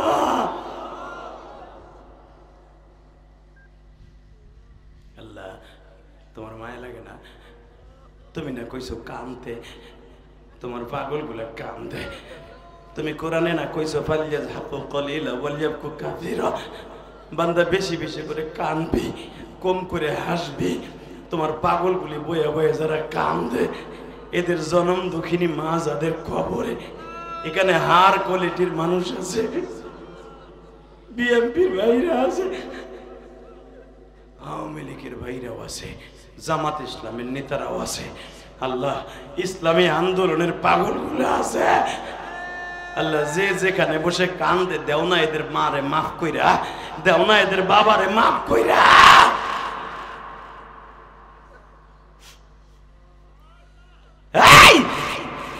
আমার দিকে তাকাবা, এখন চিল্লাবার কানবা। নবী গালটা চাইপে ধরে এমন জোরে থাপ্পড় দিছে বাবা, 5টা আঙ্গুল বেঈমানের আঙ্গুল আমার নবীর গালের মধ্যে লেগে গেছে রে। আমার নবীর রুমাল দিয়ে পাগড়ি দিয়ে মুখটারে চাইপে ধরে যখন ঘরে গেছে, নবীর পৃথিবীর শ্রেষ্ঠ বান্ধবী ঘরের মধ্যে ঢোকার সাথে বুঝে লাইছে কি যেন হইছে। এ নবীর পাগল গুলাইবার দেখায় দিবা কে কোন কাজ কর, আমার দেখার বিষয় নয় গো। যখনই নবী মুখটা চেপে ধরে ঘরের মধ্যে ঢুকেছে, মা খাদিজার টান দিয়ে হাতটা সরাই দেখে কোলবালিশের মতো গালের মধ্যে বাবা উঁচু হয়ে গেছে। আমার নবীর দৃশ্য দেখে একটা চিৎকার দিয়া মা খাদিজা বলে, ফাতেমা রে এ রুকায়া তুই কই রে মা, জায়নাব তুই কই,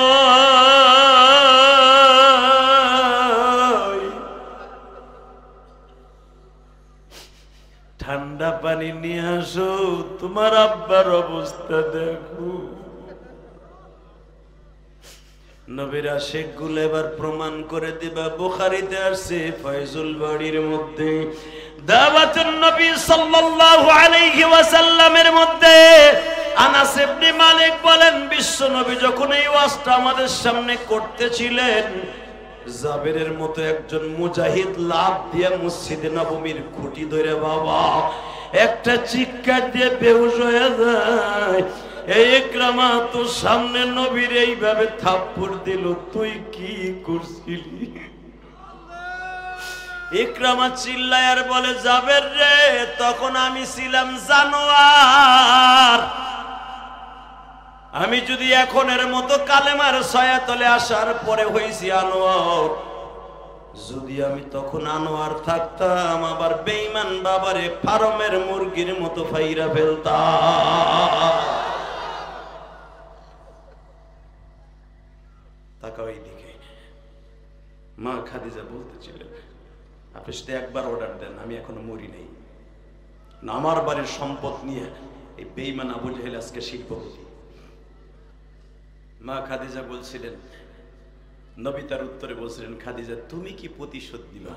তোমার বাড়ির সামনে এখনো হাজার হাজার ফেরেশতা নিয়ে জিবরাইল দাঁড়িয়ে আছে। একবার চোখের ইশারা দিলে আবু জাহেলের বাড়িতে সহ বাক্কা সহ ধ্বংস করে দিবে। নবী সুযোগ পাওয়ার পরও যখন ধ্বংস করে নাই, আমার এই নবীরে যদি বাংলার জমিনে কেউ গালি দেয়, ওর জায়গায় মেরে ফেলবো। রাজি আছো না নয়? রাজি আছো না না উলামা একরাম? কে কে রাজি আছো? আল্লাহকে দুই হাত তুলে দেখাইয়া দাও।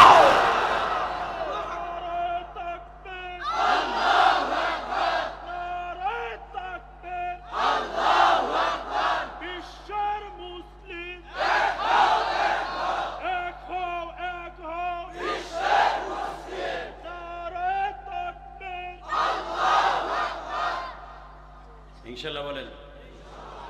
খারাপ লাগতেছে? এই বেড়ে ভলান্টিয়ার একসাথে বলতে হবে। রাত 11:30টার সময় জীবনের বিনিময় হলো কোনোদিন আমার নবীর কলিজাকে আঘাত করবে, ও জমিনে থাকবে, এটা হতে পারে না। আপনার থানার ইনচার্জকে বলে যাব, আপনি 2টা আসামি কখনো ক্ষমা করবেন না। চাকরি চলে যায়, যাবে, জান্নাতের চাকরি আপনার জন্য রেডি। 1 নম্বরে যদি আমার নবীরকে কেউ গালি দেয়, পরে রাতের অন্ধকারে দরকার হয় পাড়াইয়ে মেরে ফেলবেন। 2 নম্বরে যদি কোনো মা বাবার কেস লইয়া কোনো মা বাবা যায় যে আমার ছেলে আমারে মারছে বা আমার ছেলে মেয়ে আমারে কষ্ট দিছে, পরে পাড়াইতে পাড়াইতে নারী বুড়ি বের করে দিবেন। আমি আপনাকে ওয়াদা করে গেলাম, আপনার জন্য জান্নাত ওয়াজিব। মারহাবা বলেন।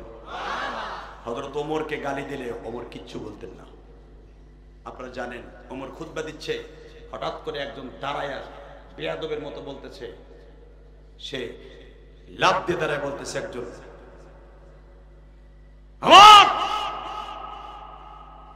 মদিনার সবাই রিলিফের কাপড় সুপুর আসছে, এত পরিমাণ এতটুকু কাপড় আসছে, যেই কাপড়ে কারো জামা হলো না, পাঞ্জাবি হলো না, আর আপনার কাপড়ে পাঞ্জাবি হলো, আর ওইটা দিয়ে আপনি জুমার খুতবা দিচ্ছেন, ঈদের নামাজও পড়াইলেন। দেখলাম লাভ দিয়ে একজন মুসলমান লাভ দিয়ে দাঁড়ায় বলে, খলিফাতুল মুসলিমিন, এই সমালোচনা আমিও শুনেছি, আপনি জবাব দেন। সবার কোনো মন্ত্রীর জামা হলো না, 300 ক্যাবিনেট মন্ত্রী, এমপি, মদিনার পার্লামেন্টে কোন এমপি মন্ত্রীর জামা হলো না, আপনার জামা কেমনে হইল? ওমর বলে, মুনাফিক ও বেয়াদবের মতো কথা বললো, তুমি মুসলমান ওই রাস্তা অবলম্বন করলা। আব্দুল্লাহ ইবনে হুযাফা লাফ দিয়ে বলে, আমারে ক্ষমা করবেন, আমি জানি আপনি 2 নম্বর জান্নাতি। আমার নবী বলছেন, লা আউয়ালু জান্নাতি আবু বকরিন, আল-থানি আমরিন, الثالث উসমান ইবনে আফফান। 10 জন সাহাবীকে আমার নবী মসজিদ নববীর বারান্দায় বসে জান্নাতি ঘোষণা দিয়েছে। তার ভিতরে আপনি 2 নাম্বার, আপনি কোনোদিনও জাহান্নামে যাবেন না, কিন্তু আপনার পরে এই তোহমারটা লাগাও আমি চাই না, আপনি উত্তর দেন। হযরত ওমর বললেন, আমি উত্তরটা না দিয়ে যদি আমার ছেলে আব্দুল্লাহ দেয় হয় না। আব্দুল্লাহ, আব্বাজান দাঁড়াও তো বাবা, কারো জামা হলো না, তোমার বাবার জামা কেমনে হলো? আব্দুল্লাহ লাফ দিয়ে দাঁড়ায় বলে, গোস্তাকে মাফ করবেন, এত পরিমাণ জামা ছিল, কাপড় ছিল, আমার আব্বার বডিটা অনেক লম্বা, আমারই জামা হয় না, আমার আব্বারও হয় না। আমি দেখলাম আমার আব্বার জামা পিছনের দিক দিয়ে অনেকগুলো ছেঁড়া, ওই ছেঁড়া জামা গায়ে দিয়ে আমার আব্বা ইমামতি করে, আমার পছন্দ হয় না, আমি ছেলে হয়ে পছন্দ করতে পারি নাই। আমি বলছি, আব্বা আমার জামা লাগবে না, আপনি আমার জামার আপনার কাপড় দিয়ে একটা পাঞ্জাবি বানান। বিশ্বাস করেন, আমার আব্বার কাপড়ে যথেষ্ট হয় নাই, আমার কাপড়ে অ্যাড করার কারণে যথেষ্ট হয়েছে। আমার আব্বা বর্দজাহানের খলিফা, আমার আব্বারে আপনারা তোহমাত লাগায়েন না। বাজানে এত বড় খলিফাতুল মুসলিমিন তারে সংসদের ভিতরে দ্বারা অপমান করে, আর আমাগো দেশে যদি কোনোদিন কোন এমপি মন্ত্রীর বিরুদ্ধে কেউ কথা কয়, তার বাড়ি ঘর রাত্রে থাকে না। কথা ঠিক না বেঠিক? দুর্নীতিও করবা, কইতেও পারবো না, হয়তো আমাদের মুখ বন্ধ রাখতে পারবা, ওনার মুখ বন্ধ রাখতে পারবা না। যারা দুর্নীতি করেছে বিগত সরকার আমলে প্রত্যেকটা পাই টু পাই হিসাব দিতে হবে। কথা বলেন না কেন? আরো জোরে বলেন। আল্লাহ, 100 টাকা চাউলের কেজি খাবো দুঃখ নাই, কিন্তু ইমান নিয়ে বাঁচতে চাই। পেঁয়াজের কেজি 400 টাকাও খাইছি না, সব মেনে নিছি আল্লাহ, কিন্তু ইমান নিয়ে বাঁচতে চাই। ইমান নিয়ে বাঁচতে হলে 5 ওয়াক্ত নামাজ পড়তে হবে। আতুসা করেন দেখি 5 ওয়াক্ত নামাজ কি পড়বেন? লিল্লাহি তাকবীর, লিল্লাহি তাকবীর। নামান হাত। আরেকটা ওয়াদা দিবেন, যতদিন বাঁচবেন মা বাবার খেদমত করবেন। কে কে রাজি আছেন? যুবক, বেটা যে উঠবি একবারে কাবার করে এলামও, কিন্তু একবারে নামান হাত। আমি ওসি সাহেবকে বলে যাব, আপনার থানায় যদি মা বাবার মামলা নিয়ে কেউ যায়, কোন মা বাবা আপনার আদালতে যায়, আপনি রাতের অন্ধকারে আইন ছাড়াই পরে পাড়ায় নারী বাড়ি করে আপনার জান্নাত লেখা হবে। আলহামদুলিল্লাহ বলেন। পরে বুঝাই দিবেন, মারে যেমন কষ্ট দিছো তোরে আমি একটু সিঙ্গেল কষ্ট দিলাম। পরে তো কোডে উড়াবেনি, চালান তো দেবেনি, ওটা পরে, আগে আপনার বাটামটা আগে দিয়ে লবেন। আধা ঘন্টা খালি আপনি ওরে পারাবেন, কারণ কোডে নিলে ওরা তো দুলাভাই করে ঢুকাইব। থানায় নিয়ে কনস্টেবলকে বলে দিবেন, যেটা গোক কামার কাছে ওই যে ওমরুল খত্তাব মার্কা, ওরে কবেন ওরে একটু দুলাভাই হিসেবে আপ্যায়ন কর। বাতি নিবাই আধা ঘন্টা খালি কুত্তা সামনে কাতি মাইসা কুত্তা পিডায় ওইভাবে পিডাবেন ওরে থানায় নিয়ে।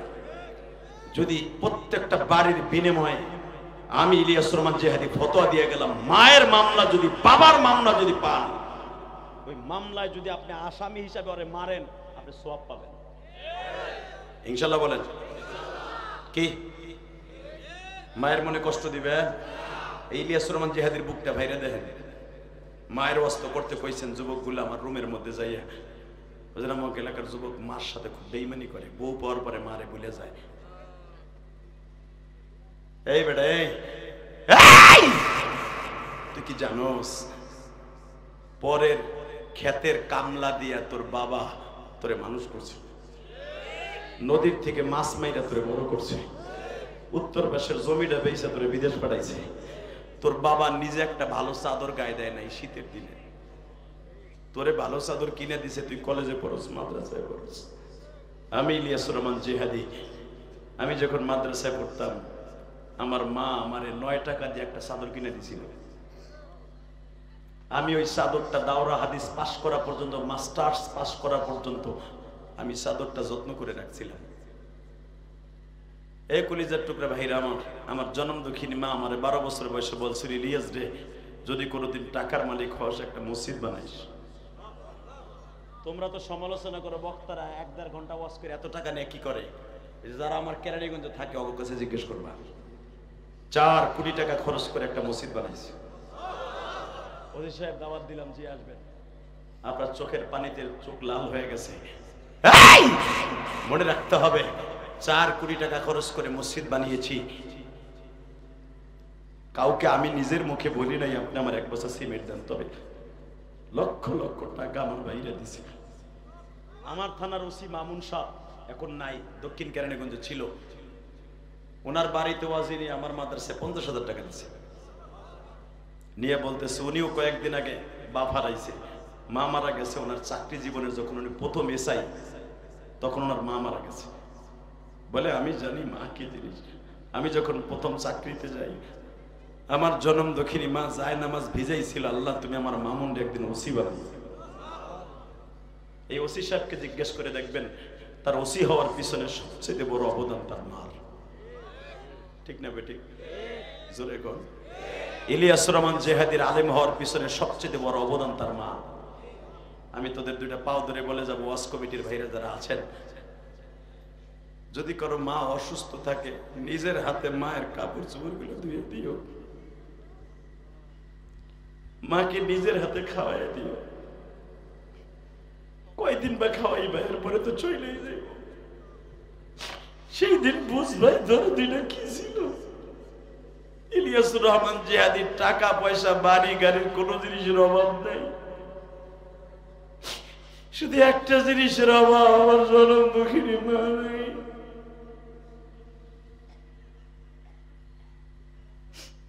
আমার ওয়াজের সমস্ত টাকাগুলো, এমনকি মুসাফায় যদি 100 টাকা পাই, এটাও আমি মসজিদে খরচ করি। আলহামদুলিল্লাহ বললেন না? ওই যে আমার কেরানীগঞ্জে থাকে, ওর নাম জানি কি, সাকাওয়াতের জিজ্ঞেস করবেন, ও তো আমার মসজিদে নামাজ পড়ে। এত সুন্দর মসজিদ করছি, দেখলে আপনার বুকটা ভরে যাবে। কেরানীগঞ্জে এত সুন্দর মসজিদ নেই। নিজের কষ্ট রক্ত পানি করে পয়সা দিয়ে করছি। আলহামদুলিল্লাহ বলেন। এই মসজিদটা যদি আল্লাহ জান্নাতের রেলগাড়ি বানায়, আর যদি জান্নাতের একটা এটাও যদি আল্লাহ কবুল করে, এই ঘরের, এই যে আপনাদের ওয়াজের টাকা আমার হাদিয়া দিচ্ছেন, এই টাকাটাও তো এখানে লাগবে, আপনারাও জান্নাতে যাবেন। আমি এখানে আসার আগে একটা ছেলে আমারে বলে, হুজুর এই 100 টাকা আপনার মায়ের মসজিদে দিলাম, কেন জানেন? আমি ওয়াজে শুনছি, আমার মা শুনছে, আমার মাকে আমি নিয়ে আসছি মোটরসাইকেলে, সেই বগা ফেরিঘাট না, সেখানে বাড়ি, সেখান থেকে আসছে শুধু আমার নাম শুনে, বিদ্যা মারে নিয়ে আসছে। হুজুর আমার মা দিছে আপনারে। আমি বললাম তুমি আইলে কেমনে? আমরা শুনছি যে আপনি এখানে থাকেন। আল্লাহ কবুল করেন, যখন আমিন। 30টা সেকেন্ডে আমি আপনাদের সবাইকে বলবো, ইলিয়াসুর রহমান জিহাদি 2011 সালে তার বাবাকে নিয়ে হজ করছে। মা তো মারা গেছে আমার 12 বছর বয়সে। ওসি সাহেব, আমার বাবার দোয়া আমার বুকটা ভরা, যখন মারহাবা। উলামা একরাম বলে দিয়ে গেলাম, জীবনে কতবার হজ করতে পারবেন আপনি নিজে কল্পনাও করতে পারবেন না। যদি আপনার বাবার দোয়া আপনার অ্যাকাউন্টে থাকে, আপনার মায়ের দোয়া আপনার অ্যাকাউন্টে থাকে, আই ক্যান চ্যালেঞ্জ, বাবা মায়ের দোয়া ছাড়া কেউ হজ করতে পারবে না। টাকার মালিক হবেন, মাগার হজ করতে পারবেন। আমি চ্যালেঞ্জ করে গেলাম। মারহাবা বলেন আরো জোরে, আরো জোরে, আরো জোরে। হজ করার নিয়ত আছে?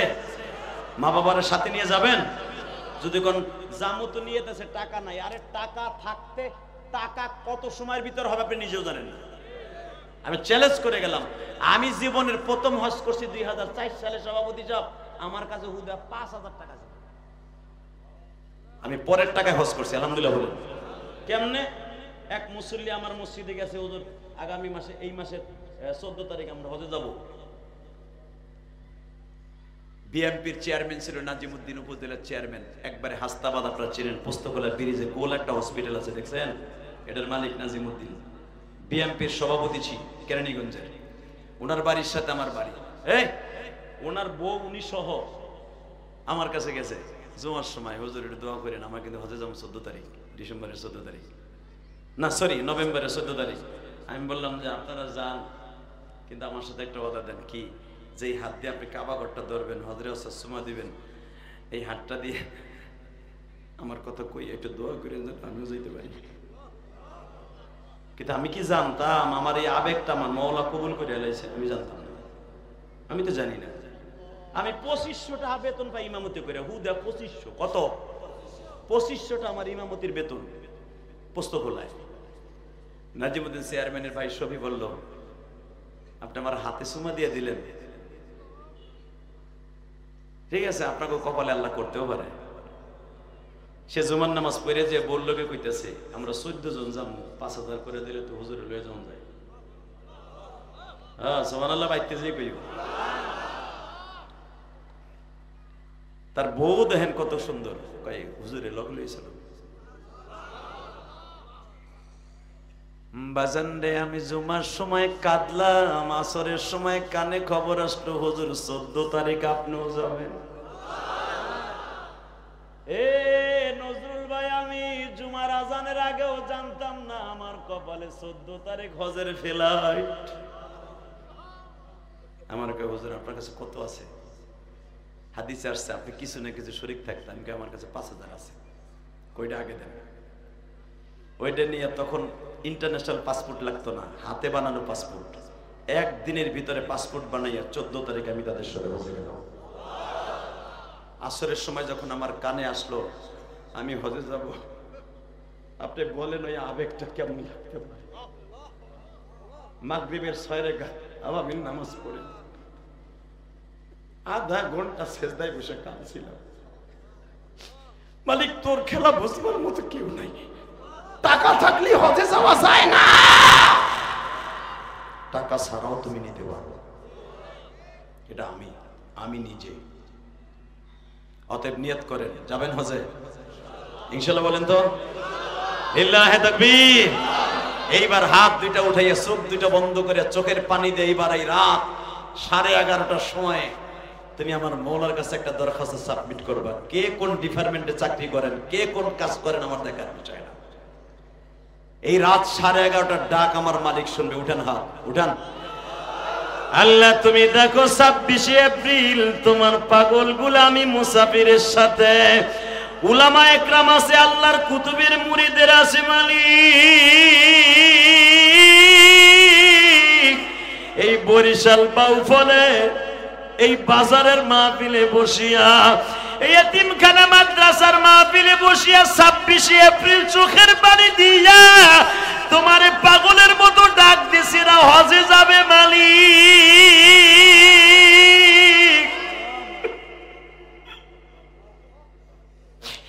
এরা মা বাবা কিনে উমরায় যাবে আল্লাহ। এখনো পর্যন্ত 40 দিন হয় নাই উমরা থেকে আসছি, মাথার চুলে এখনো প্লেট লাগাই নাই গো মালিক। এরা ধনী থাকুক গরিব থাকুক, ওসি সাহেব সহ বক্তা শ্রোতা সহ একবার মক্কা মদিনায় নিয়ে যাইবা। নিজের হাতে বান্দা তুমি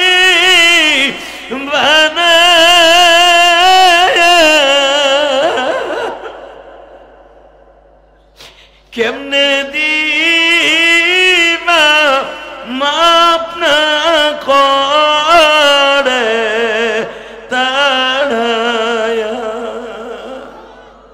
আল্লাহ রাত 11:30টার ডাক তুমি শুনবা। যারা কান্দে তাদের চোখের পানি কবুল করবা। আল্লাহ এদের বাবা মাকে মাফ করে দিবা। 30টা সেকেন্ডে আমি বলবো যে দাদা হজ আর উমরা করতে চান, ইলিয়াসুর রহমান জেহাদি 2011 সালে তার বাবার নিয়ে হজ করছে। 9 সালে জীবনের প্রথম হজ, এর পরের বছর থেকে প্রতি বছরই যাই। 11 সালে আমার আব্বা আমার সাথে ছিল। কাবা ঘরের সামনে আমার আব্বারে দাঁড় করে বলেছিলাম, আব্বা আপনি আমার 2টা জিনিস দিয়ে যান এখানে দাঁড়ায়। আমি জানি আব্বা আম্মা যদি হজের সফরের সাথে থাকে সে মনে করবে জান্নাত তার সাথে আছে। এই হাদিসটা আমার জানা আছে। আব্বারে কাবা ঘরে স্বর্ণের দরজার সামনে দাঁড় করে বললাম, আব্বা আপনি 1 নম্বরে আমার মাফ করে। আব্বা বলে তো হজে আসার আগেই তোমার মাফ করে দিয়েছি। আমি বললাম আমার জনম দুঃখিনী মায়েরে মাফ করে দিও, কারণ তুমি যদি আমার মায়েরে মাফ না করে আমার মা কোনোদিনও জান্নাতে যাবে না। আমি জেহাদি যতই দোয়া করি কামাবো না। সন্তান যতই দোয়া করুক, যদি স্বামী কোনো মহিলারে মাফ না করে কোনোদিনই মহিলা জান্নাতে যাবে না। আমার আব্বা এইভাবে চিল্লাই চিল্লাই বলতেছে, আল্লাহ আমি ইলিয়াসের মায়েরে মাফ করে দিছি। আমি ইলিয়াসের মায়েরা মাফ করে দিই। আমিও দেখবো বাজান, যাদের স্ত্রী অসুস্থ আছে, যাদের স্ত্রী কবর, এখন আপনি চিল্লে চিল্লে কানবেন, আপনি আপনার স্ত্রীর মাফ করে দিয়ে নিয়ত করে বসেন, কারণ আপনার স্ত্রীর অনেক হক আপনার পরে আছে। বেজানরে আমি যখন বললাম আব্বা মায়েরে মাফ করছেন, কয় হ্যাঁ। এইবার বললাম আব্বা তুমি আমারে কিছু দিবা না গো, দেখবো আল্লাহর কুতুবের মুরিদেরা 2টা মিনিট কথা বলবো মওলার সাথে, এখন প্রেম করে ফেলবা।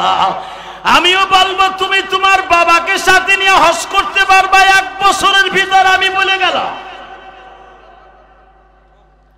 আমার আব্বা বলে কি চাও তুমি? আমি বললাম আমার কিছু দেন।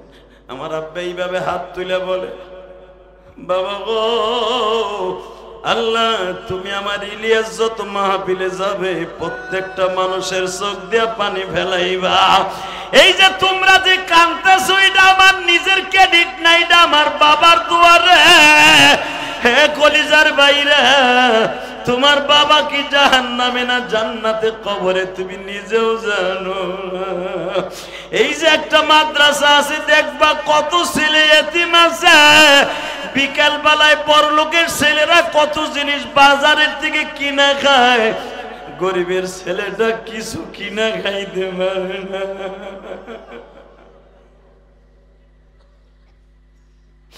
আমি আমার বাবারে বুকের মধ্যে নিয়ে চিল্লাই চিল্লাই মাপ চেয়েছিলাম।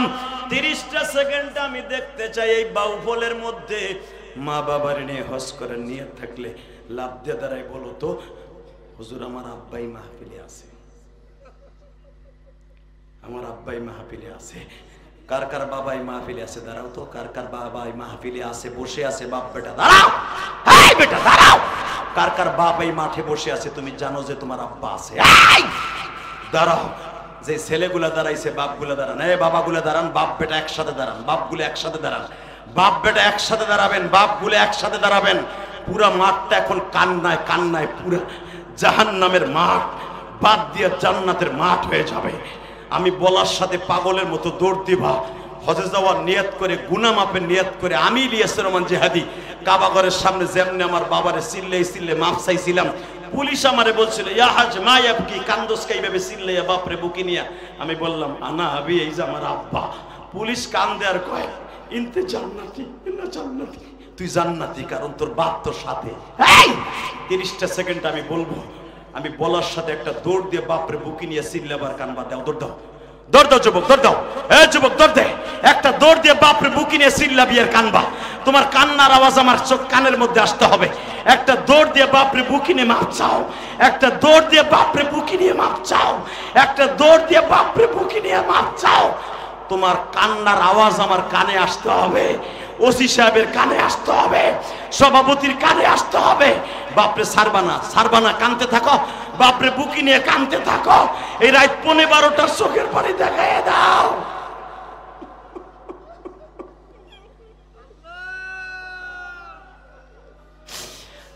দেখো কেমনে কান্দে আল্লাহ। যাদের বাবা আছে তারা মাপ চাইল। যুবক বাবার বুকটা ছাড়িস না, এই বুকের মধ্যে জান্নাতের বাগান আছে। বাবা এই শরীরের ঘাম বিক্রি করে তোরে আমার মানুষ করছে। বাবারে বুকি নিয়ে চিল্লাবার কান্দা। যুবতী বোন তোমাদের কাছে তোমার মা আছে কিনা দৌড়াইয়া মারে বুকি নিয়ে কান্দা।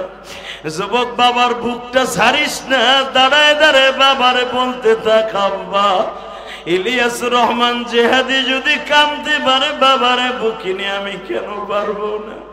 আল্লাহ দেখো যাদের বাবা আছে তারা মাপ চেয়ে কান্দে, যাদের বাবা আজকে দুনিয়ায় নাই তারা কার কাছে মাপ চাইব?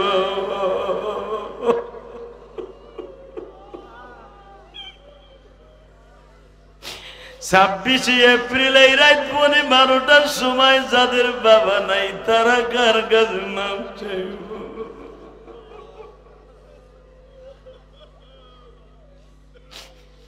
আল্লাহ তাকায় দেখো, যাদের বাবা নাই তাদের চোখের পানিগুলো কবুল করা। যাদের বাপ নাই, বড় ভাই নাই, তোমার বন্ধু নাই, একটা দৌড় দিতে পারবা? সব লজ্জা শরম বাদ দিয়ে বড় ভাইরে বুকে নিয়ে একটা চিৎকার মারতে পারবা? বড় বোন রে বুকে নিয়ে কোনো মহিলা চিৎকার মারতে পারবা? মা না থাকলে শাশুড়িরে বুকে নিয়ে চিৎকার মারতে পারবা? বাইরে যখন ভাই বুকে নিয়ে কান্দে, রব্বে কারিম দুনো ভাইরে মাফ করে দেয়। আল্লাহ দেখো কেমনে কান্দে, আল্লাহ দেখো ভাই ভাইরে বুকে নিয়ে কান্দে। এক পীরের মুরিদ আর এক পীরের মুরিদরে বুকে নিয়ে মাপ চাইতে পারো না? দুনিয়ার শ্রেষ্ঠ ইবাদত হলো ভাই ভাইরে মাপ চাওয়া, এক ভাই আর এক ভাইয়ের কাছে মাপ চাওয়া, বাপ বেটা মাপ চাওয়া, বন্ধুর কাছে বন্ধুরে বুকে নিয়ে মাপ চাওয়া। এক দোকানদারে কষ্ট দিছো কথা দিয়া, তার কাছে বুকে নিয়ে মাপ চাওয়া। আল্লাহ এদের চোখের পানি কবুল করে নাও, আল্লাহ এদের বাবা মারে মাফ করে দাও, এদের মনের আশা পুরা করে দাও। বসেন।